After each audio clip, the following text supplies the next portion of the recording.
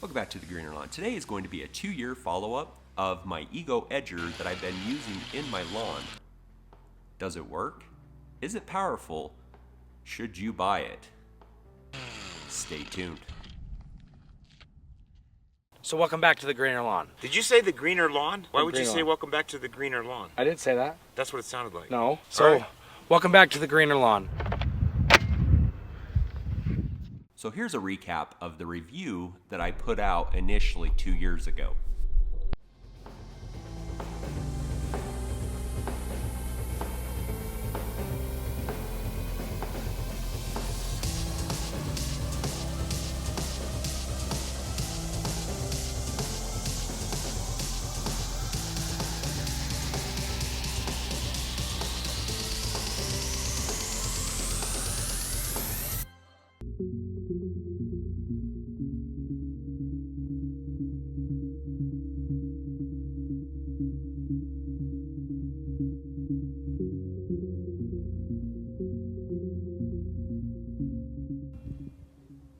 So being brand new to the whole edging aspect, you can tell that I have a lot of work to do.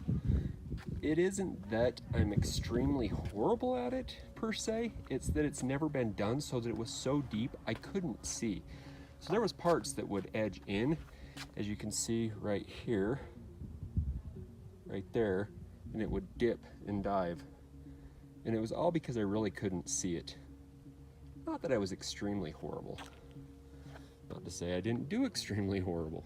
So after using my Ego Edger for 2 years, there are some things that I like, I love, and I hate. There are things that cause me pain and pleasure with this machine. If you're talking about a Ego Edger, you will have to admit this thing has power. It's going to get down and in. It can take big chunks out super quickly.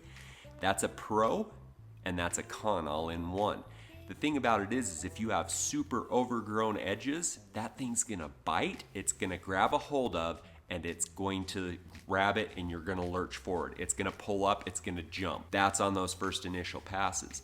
After the fact, because of the power, when you have a good edge already established or a semi-decent edge established, it's going to go ahead and just cook through it like butter. It's not even gonna cause you problems. It's only when it's initially overgrown, whether it be the very first time or coming out of winter, you're gonna have that overgrowth. And those are the times that it's going to affect you. So like I said, it's a pro because it has the power, but it can also be that con just because it can have a lot of power and it can jump around on you initially. Another positive to this unit is gonna be its battery life.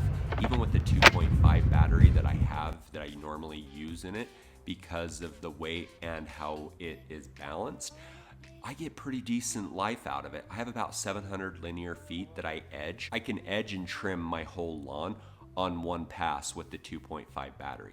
I do have a 5 amp, but I usually use that in my backpack blower. So the biggest con to me is going to be where the handle placement is.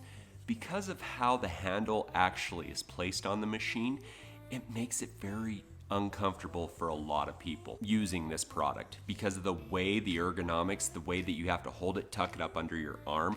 It was super uncomfortable. It hurt. It did not feel good. I ended up going with the Darwins Grip, and that did alleviate this, and that made this machine a dream. So initially out of the box, in my opinion, it's a backbreaker. It does hurt to use, but if you get yourself a Darwins Grip, it really alleviates it. It does have that movable handle so that you can scoot it up, move it down, but still, in my opinion, this is the biggest con to this machine. Wow.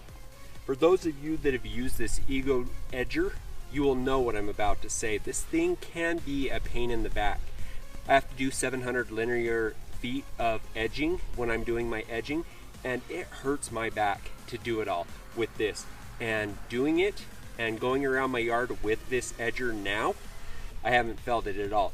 This puts me in a perfect alignment. I can even move it further down so that it brings me up and over if I want. I can move it around, I can adjust it sideways.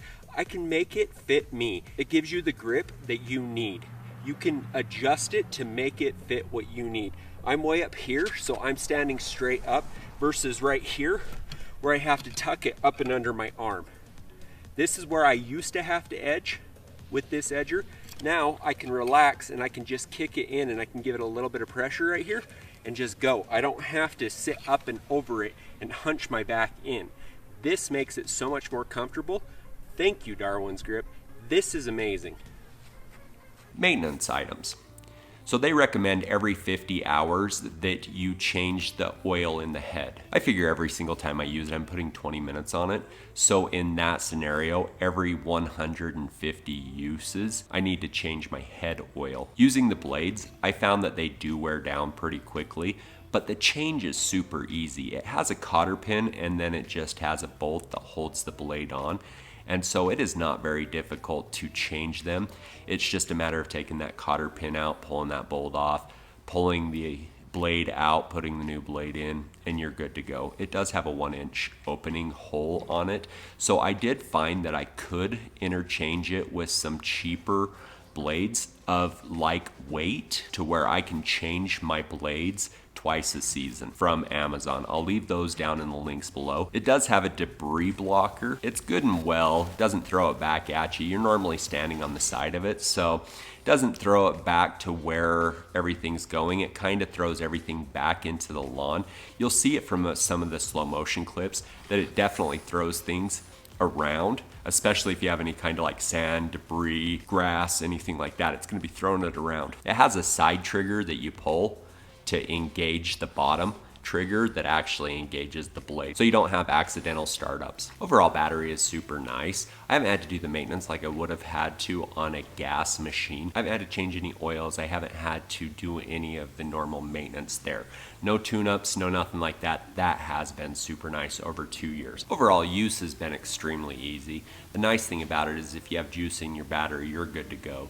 So you just slap that battery in and you head out. You don't have to worry about pull starting it. You don't have to worry about it not wanting to run. If it has battery power, you just slap it in and you're good to go. Downside to that though is if you run out of battery power, you do have to charge it, and it does take a couple of hours for a full charge. So if you have a couple of batteries like I do, I have that 2.5 and a 5 amp battery and I'm good to go. It isn't like gas where if you run out you can hurry and fill it up and just keep going. There's trade-offs. Overall, I've had a very pleasant experience with my Ego Edger.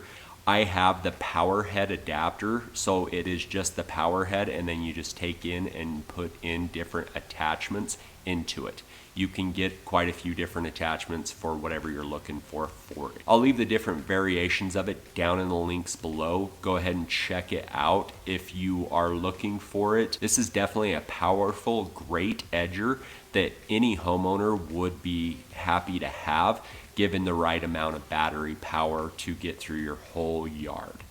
This edger will take your lawn to the next level and you'll have crispy edges. I'm Jeremy of The Greener Lawn. Make her green. Buddy, why do you look so funny? Huh? Yeah? Are you funny looking? What's your tongue doing? Your taco tonguey. Taco tongue.